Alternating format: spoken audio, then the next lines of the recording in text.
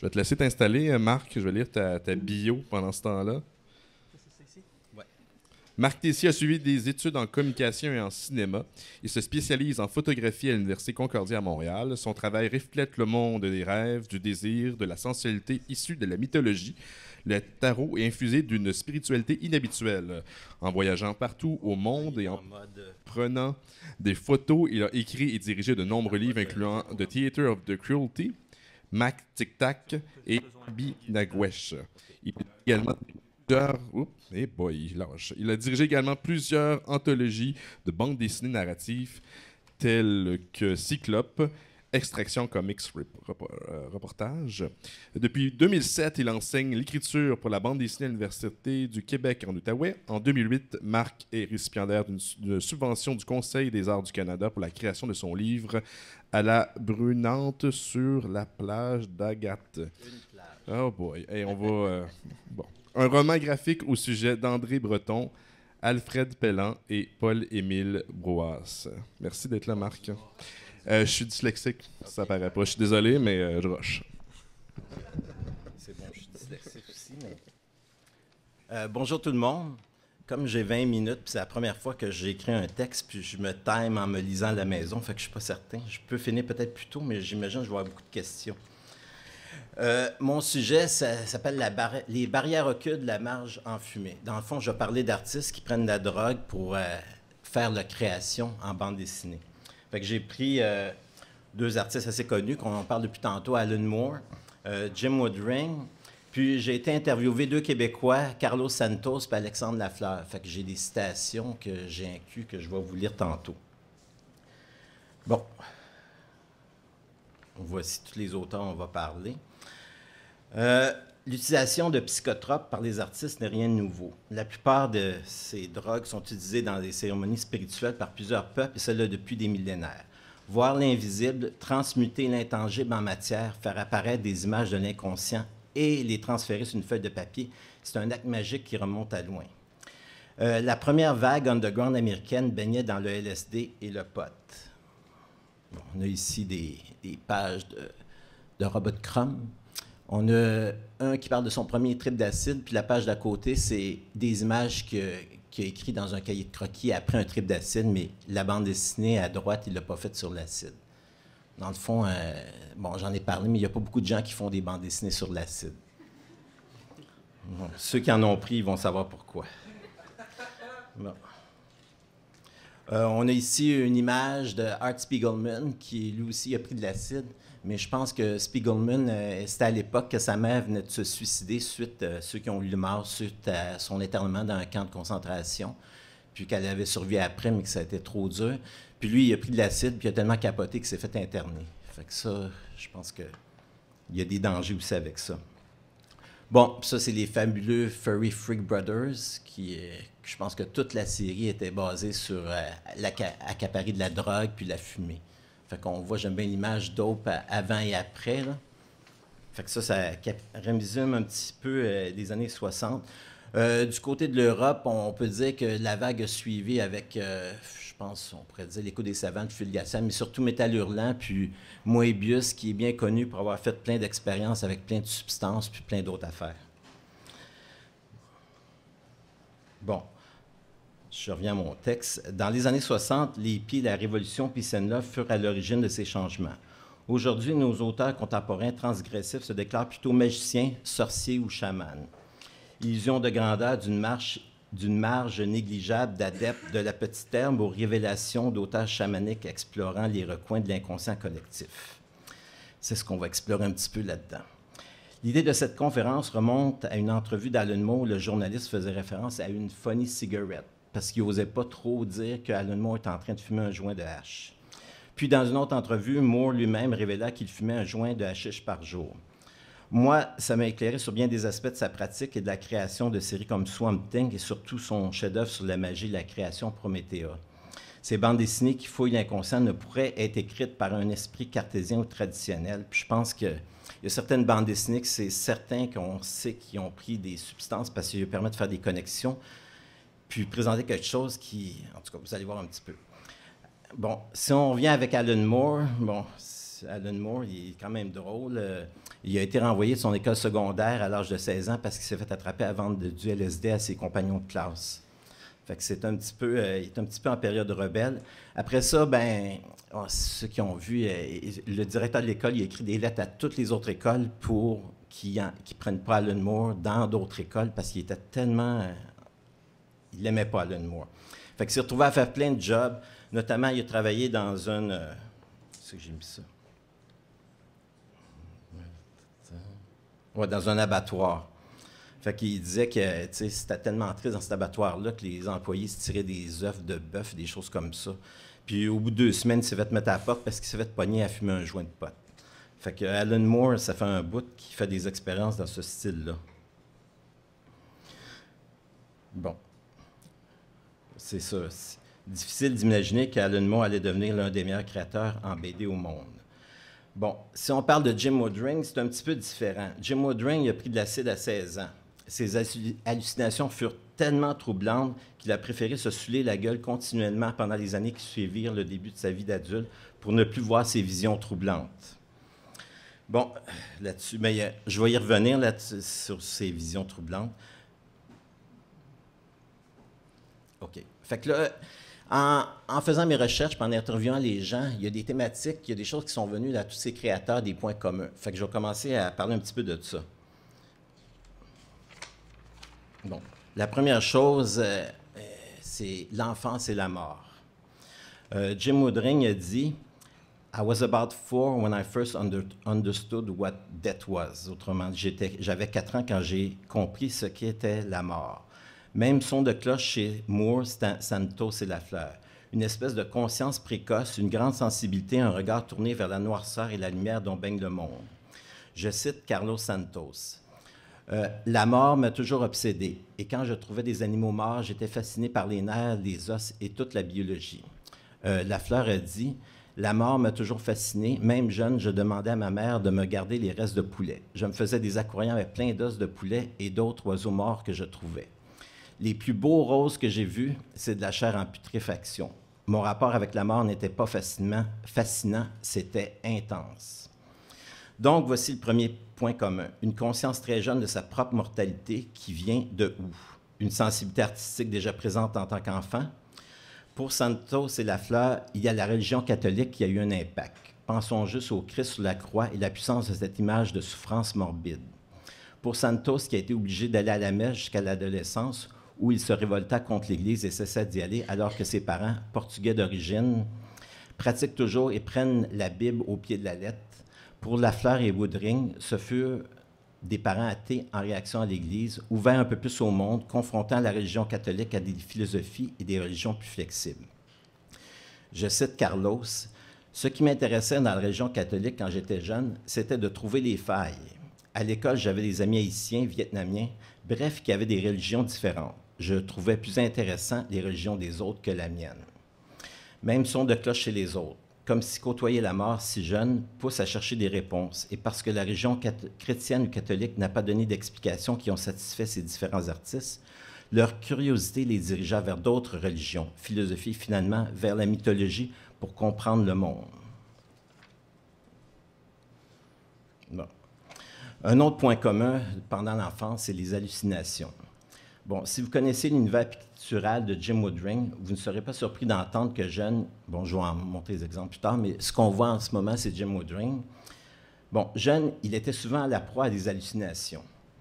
Bon, quand on dit, la manière comme on le décrit, c'est pas, il voit une image, c'est que lui, il voyait tellement des choses apparaître partout. Puis ça le troublait beaucoup, puis je pense que ça le forçait un petit peu à un repli vers soi-même. Fait qu'il voyait des créatures souvent épeurantes autour de lui et que personne d'autre ne voyait. Même chose pour Lafleur et Santos, qui, équipés d'une grande imagination, voyaient des objets s'animer autour d'eux, comme si leur rêve était projeté en surimpression sur le monde réel. Puis Alan Moore, avant de se proclamer magicien à 40 ans, entra en communication avec sa divinité personnelle, un serpent nommé Glycon. Moore a dit de cette expérience... On a couple of the instances, I was on hallucinogenic drugs. It seemed to me to be a different class of hallucination. It seemed to me to be outside of me. It seemed to be real. It is a terrifying experience and a wonderful one all at once. Je pense que c'est important, ce qu'il dit là, de se rappeler que l'utilisation de ces choses-là, ben, c'est d'un côté, c'est terrifiant, d'un côté, c'est merveilleux. Fait qu'il faut savoir faire l'équilibre puis la balance. Quand Jim Woodring dit « For myself, good arts points toward the invisible world ». Donc, ce qui est invisible, ce que les autres, la majorité ne voient pas, c'est vers où ces artistes vont se tourner pour comprendre ces visions, hallucinations qui troublent leur enfance. Bref, explorer un monde bien vivant pour eux, mais invisible aux autres. Alan Moore dit « The magician, to some degree, is trying to drive him or herself mad in a controlled setting within control laws. » Comme le LSD à petite dose est utilisé en thérapie contrôlée pour faire surgir des traumatismes et les affronter, l'utilisation de drogues hallucinogènes va servir à canaliser cette folie et avec l'art, la transmuter et l'extérioriser en quelque chose de créatif et de positif. Parce qu'il faut dire que ces gens-là, ils transportent toutes ces images, ces hallucinations. Puis je pense que l'art, à ce niveau, ça permet de les extérioriser puis les sortir du corps, un petit peu comme faire un exorcisme, mais sans de tête qui tourne. Bon, là, je vais vous montrer un petit peu des images de Promethea. Vous allez voir que c'est drôle, tantôt, soit toutes les autres présentations, mais on a beaucoup ça par rapport au comique, un travail beaucoup au niveau de la forme. Ça, c'est toutes des images de Promethea. Ça, c'est toutes des doubles pages. J.H. Williams III qui dessine la série avec Alan Moore. Encore d'autres images, tout le temps la construction incroyable. Je pense aussi Alan Moore est connu pour ça, pour être capable de mettre en scène puis de construire une espèce de progression de montage. Bon, là, on va continuer. Ça, c'est des images de Carlos Santos. Bon, on arrive à l'âge adulte. Avec un goût marqué pour la contre-culture, la découverte de textes sur la mythologie et l'inconscient collectif via les livres de Carl Jung ou de Joseph Campbell, nos artistes psychédéliques, fascinés par leurs rêves, font leurs premières expériences de drogue plus fortes à la fin de l'adolescence. Et comme disait William Blake, ils ont ouvert les portes de la perception pour contempler l'infini. Leur pratique artistique se transforme et devient plus expérimentale et radicale. Le rationnel est balayé.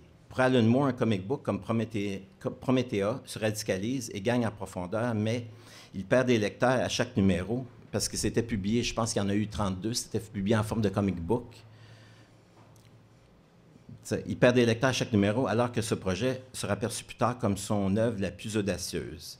De son côté, Jim Woodring commence en bande dessinée par illustrer ses propres rêves, puis crée le personnage de Frank, et tout un univers magistral, sans parole, où résonnent des connotations hindoues et spirituelles qui capturent sur papier un univers onirique cohérent. Sans la prise de LSD ou d'autres drogues, ces créateurs n'auraient jamais créé de tel monde. Là, on va arriver au cas de Silent World de Carlos Santos. Bon, je vais vous montrer. Ce que vous voyez à gauche, c'est le style avant les champignons magiques, puis le style sur les champignons magiques. Carlos, il dessine depuis, je pense qu'il a publié son premier truc en 1995, fait qu'il y a une grosse pratique, puis ces genres de personnes, quelqu'un qui était petit, il dessinait. Je pense la même chose pour tous ces gens-là, assez obsessifs. Alexandre Lafleur, il dessinait aussi quand il était petit, constamment. Il était encouragé par son père, sa mère, puis ses grands-parents. Quand il allait chez ses grands-parents, il y avait des crayons spéciaux pour qu'il puisse dessiner. Fait qu'on revient avec Carlos. Bon, je cite Carlos. Avec Silent Worlds, au départ, ce que je voulais illustrer était un jeu de tarot. Au début de l'expérience, la ligne de mon dessin était très tremblante. Quand il dit au début de l'expérience, c'est quand il a commencé à prendre du champignon puis dessiner. D'habitude, je tiens le crayon vraiment serré pour avoir un sentiment de contrôle. Là, je ne l'avais pas. Ma main suait, ça glissait, ma ligne était en zigzag. Je dessinais des trucs assez dark avec des squelettes. C'est là que j'ai voulu tenter de dessiner une BD sans histoire précise, d'improviser un récit avec cases garochées. La personne qui lirait mon récit pourrait faire sa propre histoire. Je commençais par dessiner mes 9 cases sur une page, et un coup que l'effet du champignon embarquait, j'essayais de faire le plus de cases possible. Ça allait très vite. Il y avait des soirées où je dessinais 3 à 4 pages en 7 ou 8 heures de dessin sous influence. C'était le fun, c'était nouveau, un travail de découverte. Je ne faisais pas de croquis, il n'y avait aucune préparation, c'était direct à l'encre. C'était vraiment un gros changement pour moi parce que d'habitude, je faisais tellement de croquis que pour une seule case, je l'avais déjà dessiné 10 fois. Quand je dessinais la case finale, je n'avais plus aucun plaisir. C'était trop travaillé. Je voulais briser avec cette méthode de travail en faisant un travail rapide, direct à l'encre et sans filet. Bon, encore là, vous avez à gauche une page avec des cute insectes qui n'est pas faite sur le champignon. Puis vous avez à côté une de ces pages qui parle avec la grille de 9 cases qui a dessiné sous l'effet du champignon. Je vais laisser un peu, j'en ai d'autres après. Bon, en prenant des champignons magiques pour dessiner, on peut constater le changement dans l'approche de Santos. À ses débuts, son dessin était plus rond, plus cartoon. Sous l'effet du champignon, Santos a tracé des lignes qui rappellent plus les cauchemars d'un Goya que ceux d'un Winsor McCay. Santos ajoute « Des fois, sans drogue, je prends moins de risques. Je fais des choses plus classiques. Je me mets moins dans des situations où je pourrais me péter la gueule. C'est comme un rituel. Si tu prends des drogues, il faut que ça serve à quelque chose. Sinon, tu es aussi bien de checker la TV. Ça te met dans un état d'esprit qui fait en sorte que tu es dans une quête. » Alexandre Lafleur, je regarde chez des pages. Bon, ça c'est tout sur le champignon. Bon, même, je pense que le dessin de la gauche, c'est très important de voir comment imaginer son dessin cartoon que vous avez au début, puis qu'est-ce que ça donnait avec sa ligne, avec ses expérimentations. Si je me rappelle bien, Carlos a commencé à faire des dessins pleine page juste pour le fun, puis c'est après qu'il s'est dit, bon, je vais faire un récit qu'on voit à droite. D'autres pages sur les effets. Bon, là, on arrive sur les dessins d'Alexandre Lafleur. Ça remonte à longtemps. Ça, c'est tiré de Matintac, ça s'appelait la cérémonie couscous. Dans cet univers-là, ben, c'est des bouteilles, puis leur vie est très fragile, parce que s'ils tombent, ils peuvent se casser. Fait que là, le personnage féminin, c'est son père qui est mort, fait qu'elle le met dans le bain, dans l'eau chaude, elle enlève l'étiquette, elle va le rouler, puis elle va dessiner son père sur un joint, puis elle va le fumer. Fait que dans le fond, elle dissémine ses cendres ou son âme qu'on voit dans la dernière case. Bon, on parlait de méthode tantôt. La plupart de ces choses-là, je les ai écrites en collaboration avec Alexandre Lafleur, fait que je suis aussi responsable. Dans cette planche-là, on est au volant, on ramasse, ça c'est la maison du regard, on ramasse notre personnage principal qui fait du pouce. Fait que moi, je suis au volant de la voiture, puis Alexandre, il est assis en arrière. Puis on lui dit qu'on est en train de faire une histoire sur une fille, puis elle, à la fin, quand elle sort de la voiture, elle rit de nous autres, parce qu'est-ce que les hommes peuvent savoir, ce que les femmes vivent. Puis dans la voiture, on lui donne un couscous, un joint, puis elle va le fumer plus tard dans le récit, puis bon, comme bien des gens que ça peut arriver, plutôt que ça soit positif, elle va faire un bad trip, parce que ce personnage-là, le squelette qu'elle suit, c'est un amour obsessif, quelqu'un qui l'aimait mais qui n'était pas capable de la laisser aller. Puis une fois que ce personnage est mort, ben, le squelette est la représentation de ce personnage-là qui la suit.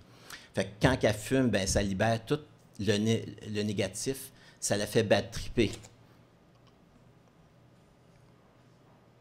Oh. Fait que ça, c'est la case qui suit. Elle se retrouve dans une forêt où tous les gens sont en train de faire l'amour dans toutes sortes de positions, mais elle, ça la ramène à ce qu'elle a vécu avec cet amour-là, puis ça la trouble profondément. Fait que je vais continuer avec Alexandre Lafleur. Ici, il dit à propos de la création de la BD Le Théâtre de la Cruauté, que vous voyez à droite, qui est la dernière planche, qui a été réalisée en 1993 d'après Antonin Artaud pour une exposition. Bon, là, je cite Alexandre. « À l'époque, Marc Tessier et moi, on s'assoyait à une table, on fumait un bat et on échangeait des idées. On imaginait des films devant nous dans nos têtes et on se les partageait. On surfait sur l'inconscient. La dernière page du Théâtre de la Cruauté que vous voyez nous est apparue à la fin. Ça a été révélateur. C'est l'un des meilleurs moments que j'ai vécu. Quand on a eu ce flash, on savait qu'on tenait quelque chose. On passait du gore à un questionnement existentiel un peu plus profond. Cette image est venue de notre inconscient conjugué. Aucun questionnement, c'était une évidence. L'inconscient disait « Voici votre fin » et on répondait « Wow, merci ». Trouver l'équilibre entre le corps et l'esprit, c'était comme un cadeau. Aujourd'hui, bon là, cette page-là, je ne pourrais pas vous résumer, il faudrait que vous lisiez Le Théâtre de la Cruauté. C'est que toute la première partie qui précède cette page, c'était des citations d'Antonin Artaud, qui étaient tirées du théâtre et son dos. Fait que s'il y en a qui connaissent un petit peu Artaud, c'est lui, il privilégiait une confrontation avec les spectateurs, se promener. Lui, c'était un acteur de théâtre, un grand acteur de théâtre, un grand acteur, puis il descendait dans le public, puis il est confronté. Fait qu'il était beaucoup en avance au niveau de son théâtre sur l'époque. Fait que tout l'exercice consistait à prendre ces citations puis les faire dire par les personnages de la BD. Mais la fin, on ne savait pas quoi faire. D'où l'idée qu'à la fin, un personnage féminin qui dit qui va m'aider à jouer cette pièce. Puis tu as la mort, qu'on voit juste sa tête dans la première case, qui se lève et dit « Moi, je vais vous aider ». Puis après, on voit dans sa bouche qui s'ouvre un fœtus, une espèce de femme tiroir qui fait penser à Dali puis Magritte. Elle met le fœtus dans son ventre, puis on le voit flotter en arrière d'une porte avec une clé. Fait que tout ça, quand nous a apparu, ça avait beaucoup de sens. Mais il faut lire toute la... OK, 1 minute. Wouhou! OK. Bon, aujourd'hui, Jim Woodring ne prend plus de drogue et a cessé de boire. Il utilise maintenant la méditation et la contemplation. Alan Moore va dans la même voie. Start writing. Your mind goes in a very different state. If you actually notice this, you can write certain different type of prose, which can leave your mind in a state every bit as altered as, say, psychedelic drugs. Mon expérience à moi est très proche de ce que dit Alan Moore. L'écriture telle que je la pratique devient un exercice de méditation pendant lequel j'atteins un état de transe qui me permet d'écrire tout en gardant un dialogue ouvert avec l'inconscient. Bref, l'écriture devient instinctive. Aujourd'hui, Santos ne prend plus de champignons pour créer. Il explique ici.